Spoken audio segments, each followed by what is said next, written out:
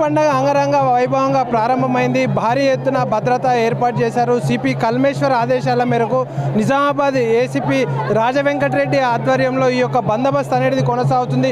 ముఖ్యంగా ఈ ఊర పండుగ ఘట్టంలో సరి అనేది చాలా ముఖ్యమైన ఘట్టము.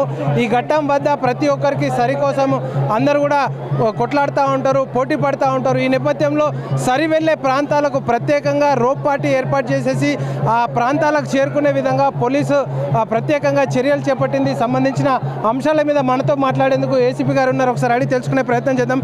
చెప్పండి సార్, ఈరోజు ఊర పండుగ జరుగుతూ ఉంది కదా, ఎట్లాంటి ఏర్పాట్లు చేశారు? ఇందూరు ప్రజలందరికీ కూడా ఊర పండుగ శుభాకాంక్షలు. ఈరోజు మార్నింగ్ 4 గంటల నుంచి కూడా మేము పోలీస్ బందోబస్తు ఏర్పాటు చేయడం జరిగింది. ఎక్కడైతే మెయిన్ ప్రొసెషన్ ఎక్కడైతే స్టార్ట్ అవుతుందో అక్కడ టోటల్గా మార్నింగ్ నుంచి క్యూ లైన్ ఏర్పాటు చేయడంతో పాటు ఎక్కడైతే ఎన్ రూట్లో ఎక్కడెక్కడ పికెట్స్ ఉన్నాయో మిగతా ప్లేసెస్లో ఎక్కడైతే గ్యాదరింగ్ ఉందో అన్ని ప్లేసెస్లో బందోబస్తు ఏర్పాటు చేశాం. టోటల్గా ఇవి 3 ప్రొసెషన్స్ వెళ్తాయి. ఒకటి దుబ్బాయి వెళ్తుంది, 2 వినాయక్ నగర్ పోతే అక్కడ కూడా మొత్తం ప్రొసెషన్తో పాటు మా సిబ్బంది ఉంటారు. చివరి వరకు 3 గంటల వరకు మా బందోబస్తు ఏర్పాటు చేస్తాం. టోటల్గా మొత్తం 400 మందితో ఈ బందోబస్తు ఏర్పాటు చేయడం. దాంతోపాటు ట్రాఫిక్ విభాగం కూడా మొత్తంగా బందోబస్తు కోసం ట్రాఫిక్ ఎక్కడెక్కడ పార్కింగ్ ప్లేసెస్ పెట్టాలి అనేది కూడా వాళ్ళందరితో కలిసి కోఆర్డినేషన్గా ఈ బందోబస్తు ఏర్పాటు చేస్తాం.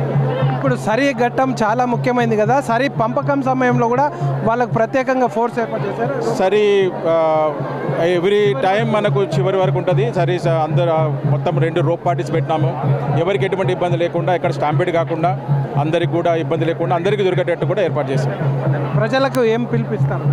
అందరూ కూడా ప్రశాంతంగా, శాంతియుతంగా, మంచిగా సందర్భంగా జరుపుకొని అందరు ఇళ్ళకి ప్రశాంతంగా వెళ్ళి ఈ పండుగను అందరూ కూడా ఎంజాయ్ చేయాలని కోరుకుంటున్నాం.